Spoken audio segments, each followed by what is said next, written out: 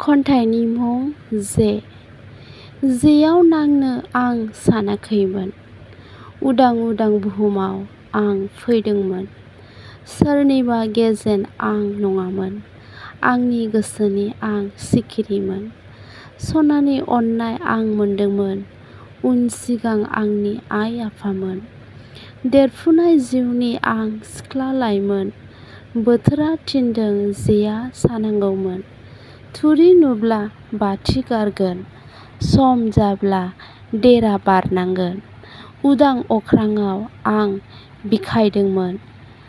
गांखोआबो थिनदों दसे जिरायनांगोन। थालिर बिफां सिं सिं थाखोमा थाखोमा गेलेदोंमोन। बेमानि बेन्दों जेयाबो आंखौसो मोनदोंमोन। जेयाव नांनो आं सानाखैमोन। बारग'नाय जिउनि सावगारि आं बावाखैमोन। गोजोन्थों।